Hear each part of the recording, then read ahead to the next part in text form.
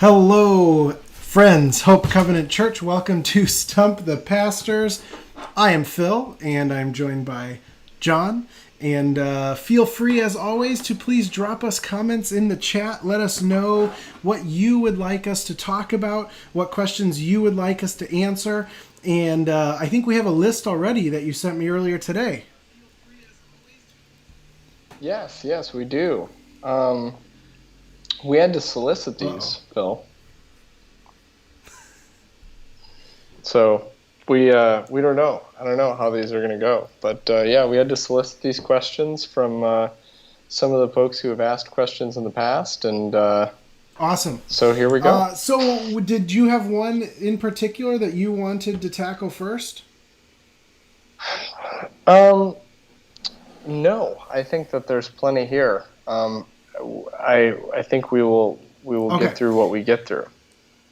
So yeah, how are you doing tonight? I'm doing well. Question. I just spilled a bunch of tea on the floor, so if you want to say hello to everyone, I'm going to wipe that up, and then I'll be right back. Yes. For those who don't know, Phil lives in an old house like me, so. Things that fall on the floor go and right we have into nice wood floors, so I'm going to go fix that. So you introduce, and then let's dive into the sin question. Do you still have it? So maybe you can read it, and by the time you're done, I'll be back. Yes. Let's see here. So I'll read this, the first one here. So yes, for those who don't know, Phil lives in an old house and he has old floors. And if you don't know this, old floors with wear down the polyurethane on them, this is going to be a live at 5 someday. And it allows for things to seep in. So if you ever spill things on your old floors, please pick them up immediately. We've already damaged our floors pretty significantly. So the question is, Phil can still hear me as I say this. What is sin? You both tend to emphasize corporate or systemic sin, and there's certainly biblical merit behind that, but Scripture also talks plenty about individual sin too. What do you regard as the most pressing issues of individual sin for our context today? That is the question. What is individual sin? And yes, and I will continue to shrink and grow as we go. Otherwise, here we are. So, Phil, that tea, I'm really impressed that you're able to scoop the tea back into the cup. You're gonna have to I didn't teach me spill it that all. trick What I someday. did is I do chai tea, and then I put almond milk or regular milk in on top. But would you call that a chai tea maybe almond latte? there's no coffee or anything though. I know, but I think a chai tea latte is just chai really? tea with steamed milk. Nice. Well, that's what I'm having, but I put in too much almond milk. So when I was walking in my office, it was just like sloshing out the top all over my floor. But I had to start this, so I just left it. Oh, okay. So, sin. I think that's an excellent segue into sin. So what? I'm gigantic. I got you back. I keep an eye on you. Great. It's great to know. I'm so glad that I'm not just gigantic or small the entire time. Man, we're on a roll today. 5 viewers. Who's with us we've got Rick today? and Bambi, I know for sure. And then it doesn't show me everybody. Awesome. So if you are here, drop us a hello. We'd love to know that you're here, even if it didn't let us know that you're here. Sin. Well, let me jump in and say, I don't know if this is true for you, but I have maybe I don't know. I feel like I talk about individual sin. I may not label it as individual sin, but I think it definitely comes up. But I would say that I think one of the reasons we go more into corporate sin, and maybe this isn't true for you, is I think in the Western church, individual sin has been highlighted to such an extent that not many people know what corporate sin is, or that it exists, or that you're a part of it. Because biblically, so many times entire communities are punished for what they do as a whole group, or even sometimes what individuals in the group do. And so I think that for us, at least, it is a trying to, or for me at least, trying to bring that other aspect to it, because I think sin in some ways has gotten to be such a tired word that when you talk about it, everyone's heard all of the individual stuff. Not to say that doesn't mean you don't talk about it, but it is to say we've missed parts. And I think for us, we've been very interested in saying, what can we bring that's fresh and new? But individual sin is obviously a part of it. And I don't know that we can say what sin is the biggest issue right now, right? Like in our culture, which one is maybe more of a problem than another. But I would say it, and maybe this is actually a corporate issue as well, but it comes down to individuals. I think selfishness is a huge issue that then has all of these outplays to it. Especially around what's most important is what I can get, what I can hoard, my comfort, my security. Even if people wouldn't say it in those ways, it's often behind many of the issues in our culture. So to get it started, that's why I would say we've leaned that way. But it plays out in individual lives, no doubt. Yeah. Hey, Juan is here. Juan is a good friend of mine from college days. I probably haven't seen Juan in, Juan, how long has it been? 7 years? Probably nice. 7 And Kelsey years. now too. So maybe we'll get a really finely worded question in now. Yeah, I know, right? So, I like what you said about like emphasizing things that are not currently being emphasized. I think that's a big one. I tend to say that. Hold on, sorry, Kelsey, we're talking about corporate and individual sin. Go ahead. Yes, we are. Corporate and individual sin. Whoever asked that question.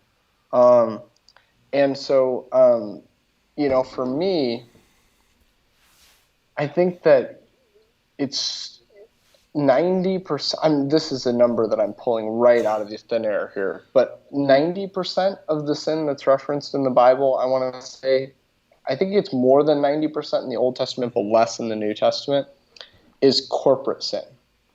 And yet corporate sin gets very, very little real estate in what we'll call modern evangelical preaching.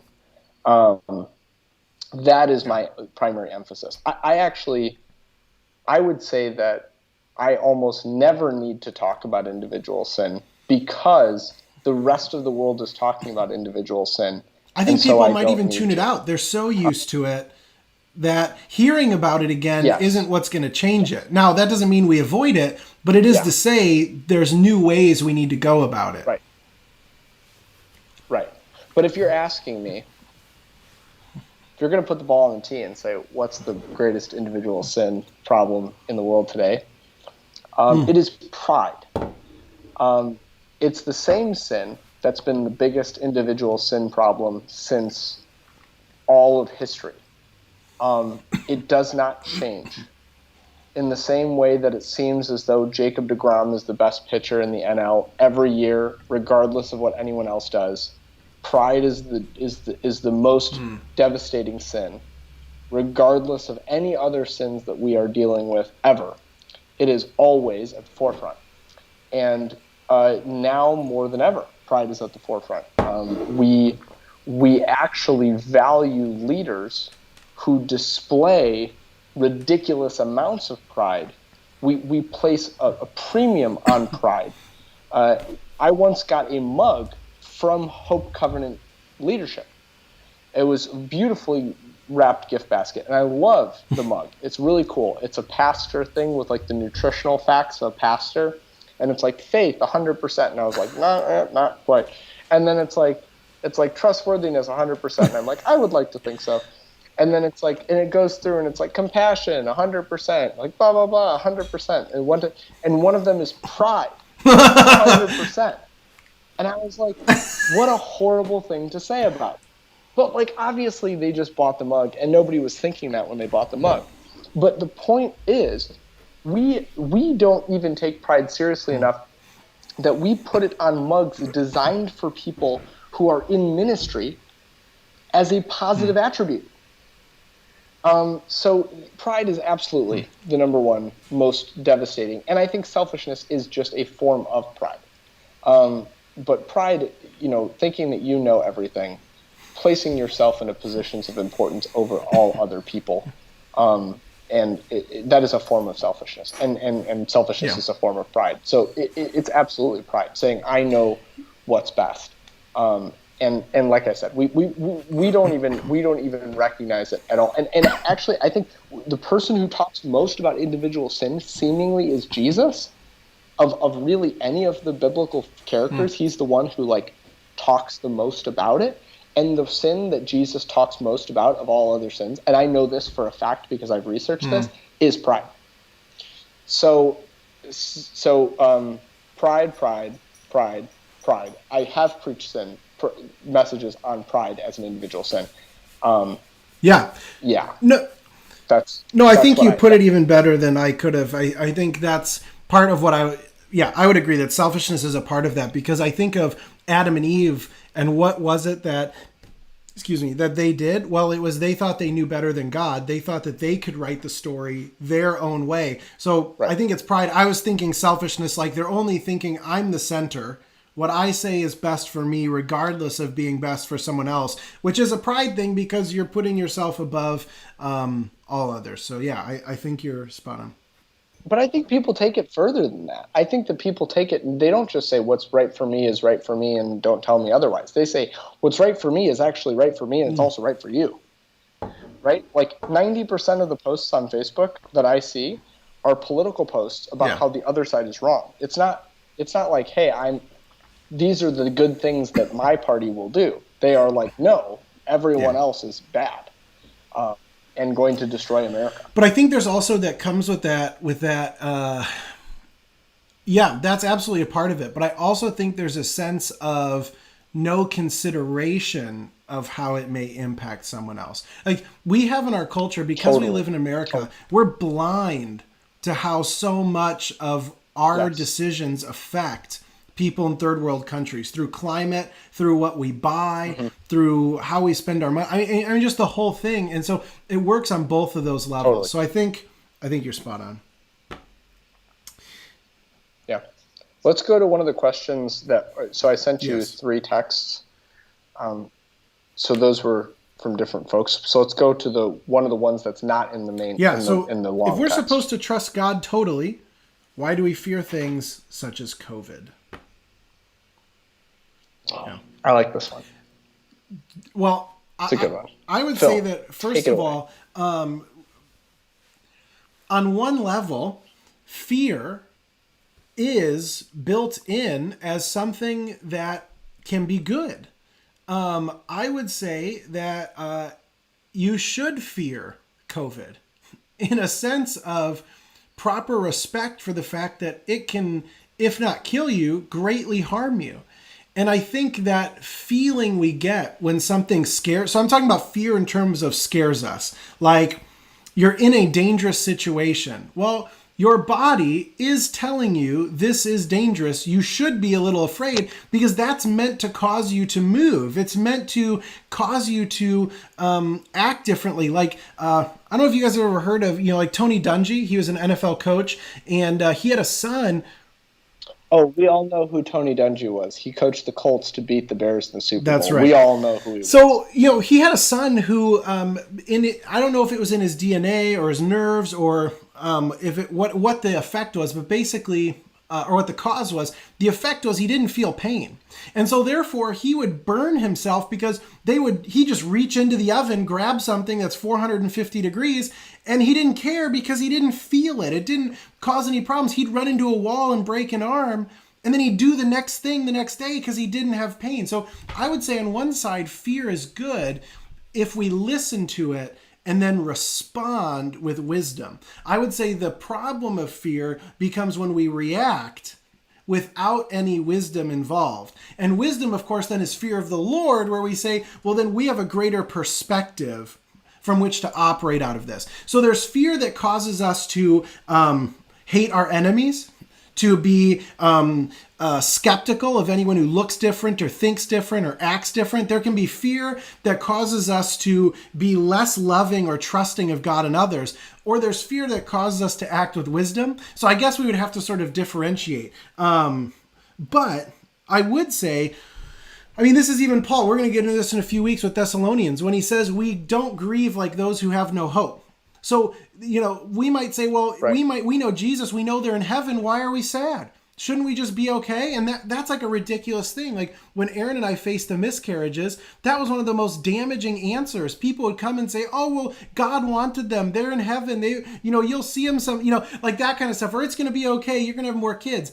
That's a saying what you're feeling is not okay, because if you know God, then any negative feeling should just be wiped out.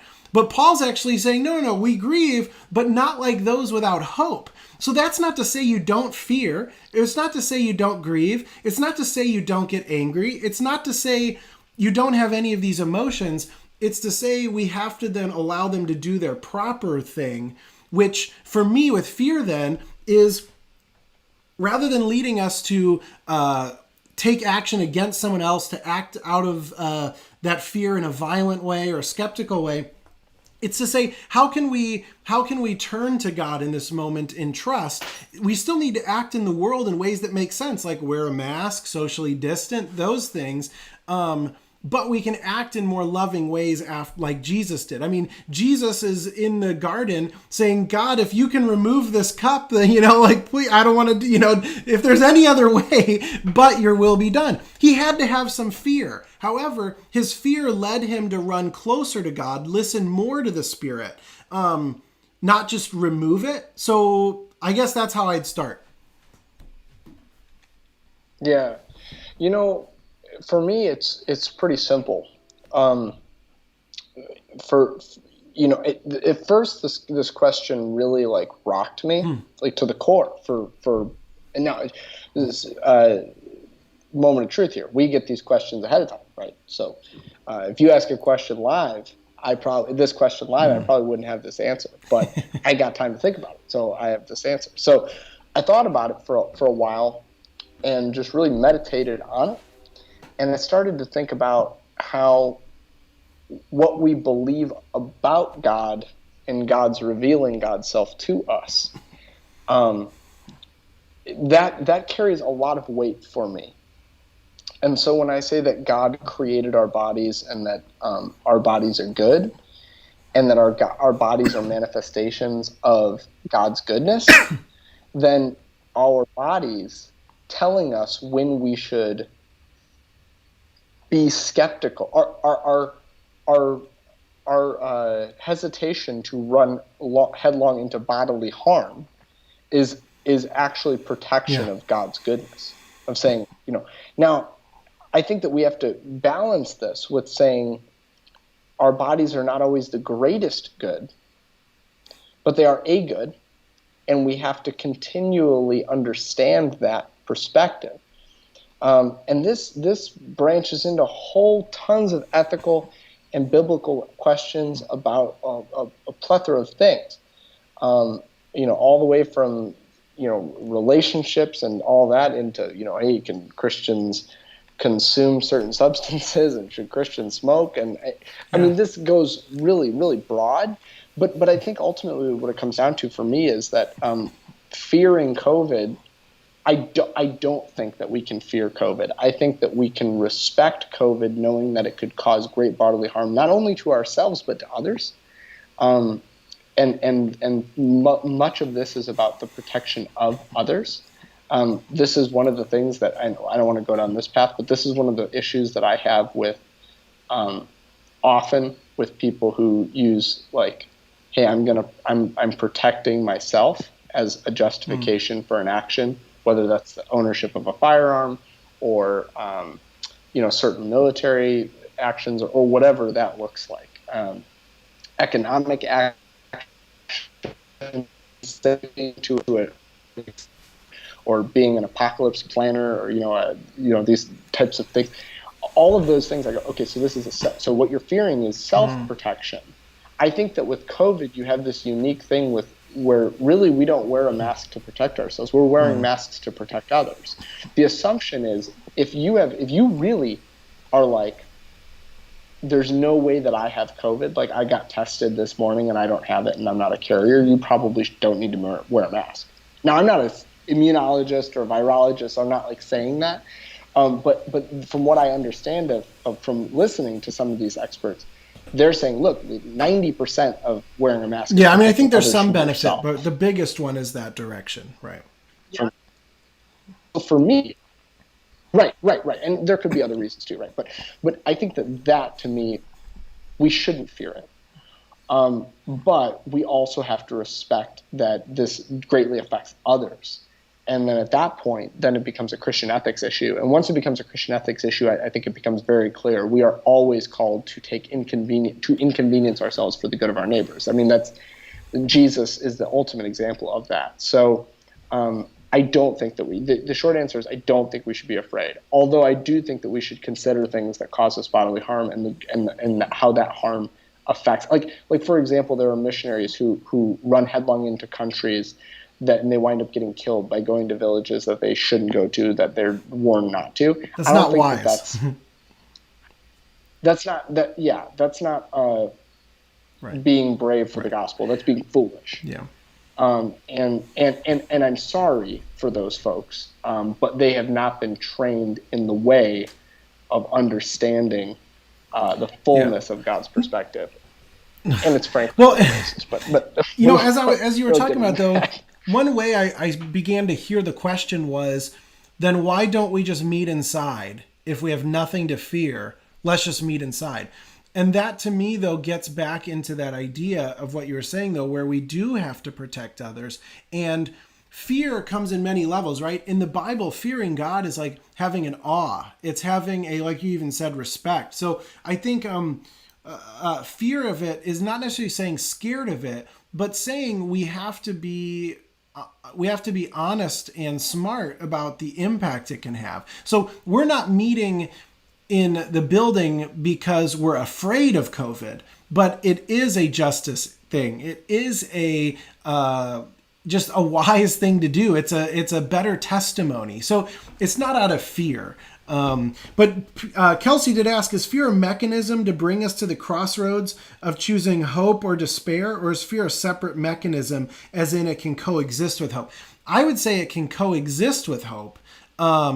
But ultimately, I think love can cast it out. So when I talk about fear, I don't mean that we live in fear perpetually. I think when we realize we're afraid of something, I think we are then invited, like that crossroads, to sort of decide how we're going to respond to it. Like, I mean, I have to say, you know, when I'm driving down like the other day, we were driving down the interstate and someone, I don't know if he wasn't looking or what, but I was driving like 70, 75 and a guy came like, no, I wasn't going that fast actually. I was until traffic stopped. So I slowed down a lot. And I saw the guy behind us not slow down at all. Like he came flying up. And at the last second, I actually saw his face. He absolutely freaked out when he realized that he hadn't hit his brakes, and he was going to totally smash into our car, right? Thankfully, he didn't. But in that moment, I had that fear response, right? And you have to sort of choose how you're then going to respond to that. But that's not something we can control. See, fear in those instances isn't a conscious choice. It is a bodily response. But in our world, I think because of the amount of stress we live in, because of the choices we make around media, because of the choices we make to be running, having to get to the next place. And then honestly, because of the way we breathe, we've become mouth breathers as humans, which actually activates your fight or flight response. So we are literally bringing up fear in our lives all the time on a chemical, physiological level. And I think we have to choose then in that place, how are we going to deal with it? Are we going to let it continue to run us? Or are we going to say fear has a place, but I know a bigger truth and I know love, so I conquer that fear. I don't know if I'm making sense, but I guess it comes down to you can respect something, but then say, I'm not going to allow that to lead me to do something that's going to harm someone else. I'm not going to do something out of my fear that goes against the way of Jesus, because I do have that ultimate hope. I do have that ultimate promise of resurrection. I do have that truth that God is with me no matter what I'm experiencing. So even if I'm scared, for me, it's about what do I do with that fear? Just like Jesus, when he got angry, he healed a guy, right? And so he felt that, but he didn't allow it to overwhelm him. He allowed it to lead him, I guess. So we don't need to meet. I would argue that we don't need to meet inside and wear masks because of Proverbs 12:15. That's what he said. Oh, we don't need to meet inside and we wear masks because of Proverbs 12:15. That's good. I don't know what Proverbs 12:15 is. Proverbs 12:15 is the way of a fool is right in his own eyes, but a wise man listens to advice. Yes, true. So anyway, I might have just rambled and said nothing, but that's how I think about it. You didn't ramble and say nothing. I want to name it. Yeah, I want to name it. I want to be aware of it, and then I want to decide how to deal with it. Yeah, I don't have much to add to that. That seems like a good place to be on that. I don't think of fear in that way. I think of anxiety in that way. I think of worry in that way. So I would say that worry is the means to lead us to despair, the crossroads of despair and hope, not fear. Fear to me is something different than worry. But ultimately we're talking about words now that have complex and divergent meanings depending on who the speaker is. So yeah, but I get what you're saying, Kelsey, and I think that it's a good point. I think that it's just a wisdom thing. That's where I wisdom, come with absolutely. And I think that many people could just say, well, you're harming others by not engaging in the economy in such and such a way or whatever. To which I would respond, to be honest, my shopping practices have not changed enough to warrant the drop in the bucket that they have changed from my meager financial, whatever. So I just feel like we're at a COVID has been an unmasking for me. It has been a laying bare of things and systems, and I think that many people who are upset about the damage that COVID is doing are people who generally profited and benefited off of those systems as they were set up. Not necessarily. I don't hear a lot of people, even though some of the most impoverished and systemically oppressed communities are suffering losses at the greatest rate, I don't hear those communities saying like COVID and our response to COVID is really hurting me. I hear people who are in the very kind of more, shall we say, affluent side of things. They're the ones who are saying COVID is going to hurt us. Our response to COVID is going to hurt us. And those are the people who have traditionally benefited from those systems as they are. I think those systems are being laid bare. And I think churches are being laid bare. Churches are forced to address things that they weren't forced to address in the past in new and exciting and innovative ways. So, I think our church has responded pretty well. I think some people think our church hasn't responded well. It is what it is. Yeah. Good stuff. Well, with that, let's do one last question, which is kind of two questions. I'm going to combine them. What are some regular practices you've implemented that help in your walk with God? What does it mean to you to walk daily with the Lord? And of the spiritual disciplines, is one more important than the other? I would say of the spiritual disciplines, is one more important than the other? I would say no. But within that, I would say that's a bold statement. I don't think anyone could convince me that one spiritual discipline is more important than another, partly because we're all made different, and how one person is going to connect and hear from the Spirit is going to be different. Now, I would encourage everyone to try different ones and engage them deeply, but you are over time, or at least for a time period, going to gravitate towards certain disciplines over others. And I wouldn't say that that makes one more important than the other. I would encourage you to do like even based on your Enneagram or your personality, you're going to have different ways of engaging. Like some people are more auditory, some are more visual, some are more into reading, whatever it may be. I would encourage you to own that, but then to sometimes challenge yourself outside of that. So that's how I would at least answer that part. But why don't you go into what are some regular practices you've implemented, and what does it mean for you to walk daily with the Lord? Or you can comment on that, but take it away. No, I think, well, just kind of a clarifying point. So yes, some spiritual disciplines are more important than others for individuals, but those spiritual disciplines that are not, they're not all spiritual. Not any one spiritual discipline is greater than any other spiritual discipline for the right. whole of from a all universal people. Judgment standpoint. Right. But there are definitely some spiritual disciplines that are more effective Yes. for certain people. And it's not really about the spiritual discipline. It's about whether or not you can connect to the ground of all being Right. within that discipline. It's all about connecting to God. Those are just space I makers. It's not about the discipline itself. Yeah. Maybe we should have sung Space Maker, not Waymaker. That's right. I like it.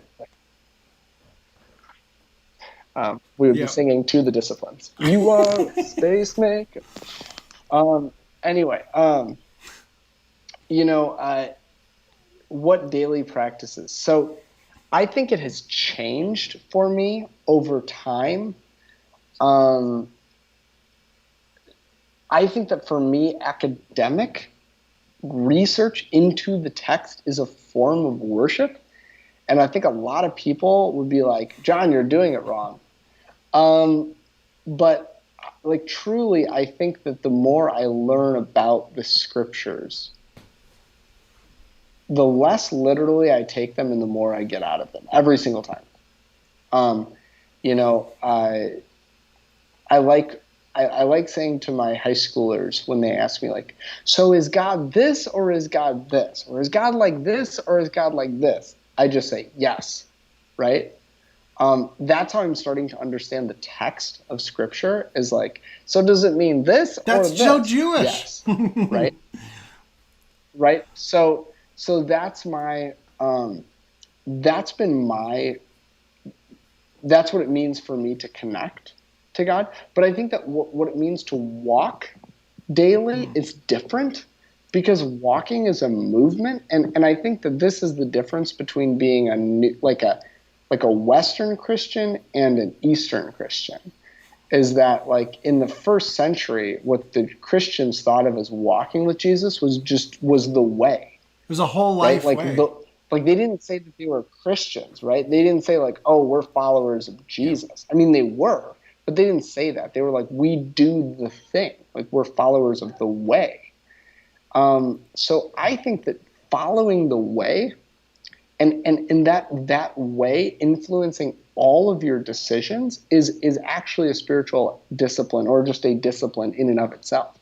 Allowing the space for the scriptures, for the voice of the Holy Spirit, for the traditions to influence the reason that you do things. That is what it means to walk, I think. I think it is different than connecting with God. And I know that may be unpopular with Phil, among others. But I think that walking with God is walking in the way.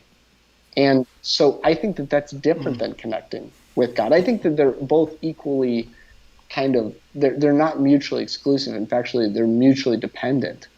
But yeah, to me, it's a way of being in the world. And I think that is wildly unpopular with my peers, and also not necessarily you, Phil, but with my peers, and specifically in the evangelical church. They would say that walking with God is not, it is about, decisions that we make. Like, it's about some sort of like spiritual realm thing going on. I think that it's very practical. Walking with the Lord is an extremely practical thing that the first century church did. And we have records of that. And that is what Paul encourages people to do. He does not encourage people to go out and do all of these kind of crazy things. He's just like, just do this, like, just love your neighbor. No. So I think that's pretty simple. I totally agree on that. What I would say about that walking the way is that what I've discovered is spiritual disciplines and connecting with God are my only way of actually doing that. So the real life decisions for me don't come by me making a decision to be better or to love my neighbor more or to be more just or whatever it may be. But the more time I spend in silence and the more time I spend in prayer, the more clearly those decisions or those walk it comes about, because I feel more like I'm in touch with the Spirit, so that the Spirit is operating more freely through me in the actual ways that I love my neighbors, forgive those who harm me, give freely, live with open hands, those types of things. So for me, the way part is 100% dependent upon my connection with the Spirit through disciplines. That I find when I don't spend enough time in prayer, silence, meditation, scripture, whatever it may be, I find that the way I'm living is not as in line. But I find that the more time I spend in those things, the more it is happening because of the Spirit operating. And so I used to be very much into the academic study part, and don't hear progression in what I'm saying in this at all. But when I was an undergrad, I mean, that's why Israel, I studied, like 4 years of undergrad, just studying the Bible in depth, because that's what I love to do. That was how I connected with God, was mainly through the text, through that study. What has happened to me more recently has been, my cat just brought something in. I know. She's that's a murderer. What's happened for me more recently has been silence has become my main my main connection point with God. Is I don't get into the commentaries as much as I used to. I don't spend as much time in Bible study. I mean, I did that for many, many years, and I'm not saying that's wrong, and I'm not saying I don't spend that, but a lot more time in prayerful listening postures, listening to the text without a commentary, listening, following the silence, as Father Albert says, just spending that time in God's presence. So I would say, in terms of a discipline that's impacted me, that's just much more where I am today. In yoga, spending time with movement in prayer, praying, centering prayer, breath meditation, whatever it may be. So that's at least where I am right now, is much more in that listening posture for connecting to God and with the Bible. But so it's just a different phase, and it's just kind of where I am right now. But my brain type definitely goes more toward the academic study part of it. But with that said, Sherilyn had a really good question about, are there some... Yeah, you start on that question. I have to remove this mouse. Are there some more important in this moment for us culturally as Americans? And I would say that's... Man, John's screen keeps blowing up and shrinking. I would say that listening component.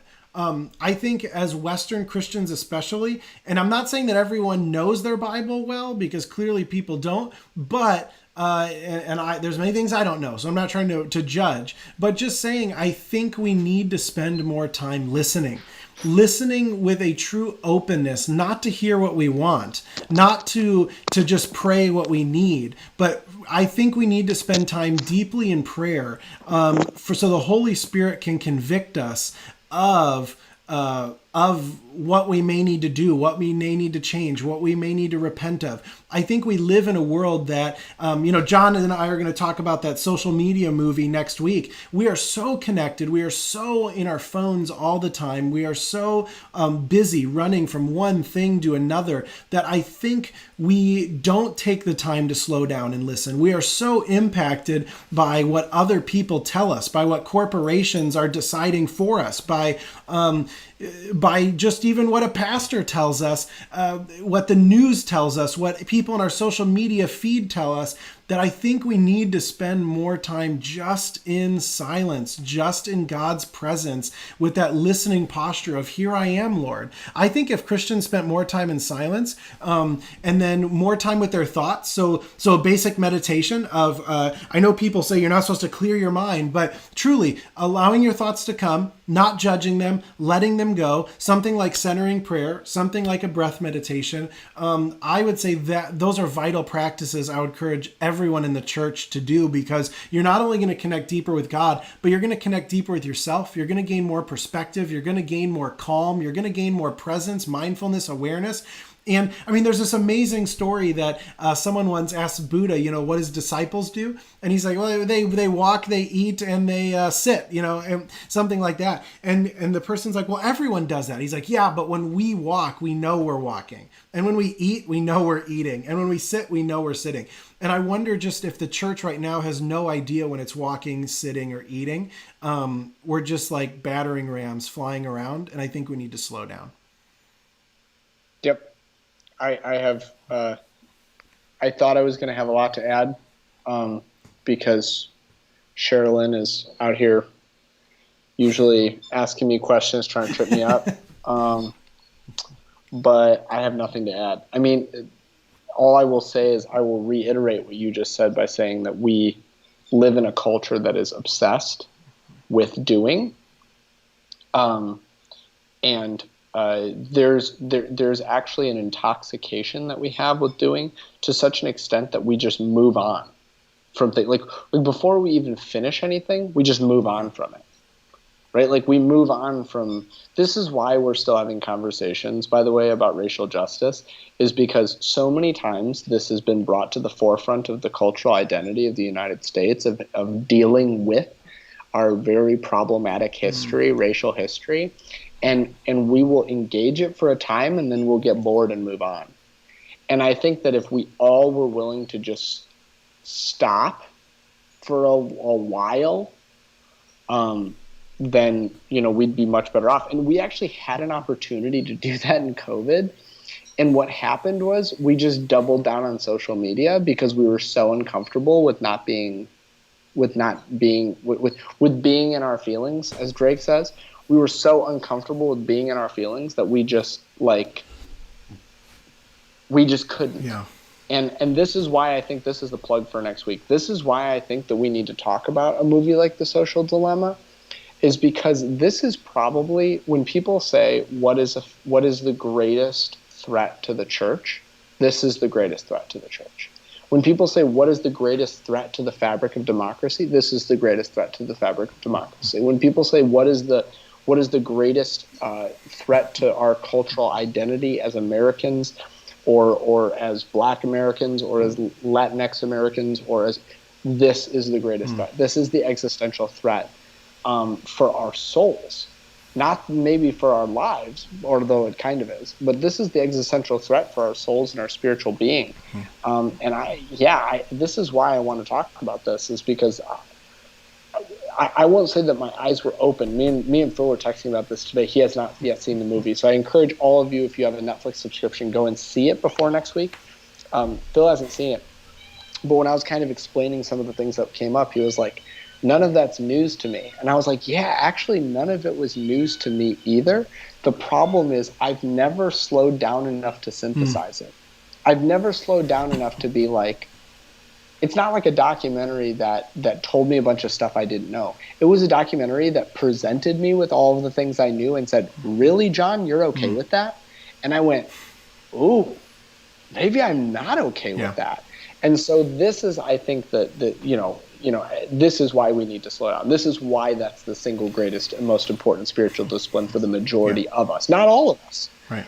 There are people sitting in the room with me right now who excel at this and do not need to practice this necessarily as their primary spiritual discipline. But if you want to talk about on the average American, yeah, for sure. Yeah. Well, and I would just say, people like Desmond Tutu and the Dalai Lama start their days with like 2 to 4 hours of silent prayer and meditation. And so I think Kelsey is like totally right that without action, it risks becoming useless, but action without prayer and meditation risks becoming pointless. But I would say the type of people I know that spend significant amount of times in prayer and meditation don't have any issue with the action side of things, if that makes sense, because it shapes them in such a way. So I know that that's not always the case, but I know for me at least, I don't think there'll ever be a time where I say I need to spend less time in silence. So anyway, with that, next week, social dilemma, and we do still have some questions in the hopper, so we will get to that in a couple weeks. Kelsey, hopefully you don't feel like I disagreed with you. I think what you're saying is absolutely right. So anyway, next week, social dilemma, then we'll get to those other questions 2 weeks from now, but do keep sending them because we will keep those in there. And keep having the conversation. Just because we're going to log off right now and go, keep having this conversation in the comments. This is actually what this is supposed to be. This is supposed to be a group dialogue, not just like listen to John and Phil talk about random stuff. Yeah. So continue that conversation. We love each and every one of you. And I think we're going to talk about that polarization stuff next time. So keep that going, and we will touch on it, but we don't want to run this over for everyone's sake. So anyway, appreciate you guys. Bye, guys. Grace and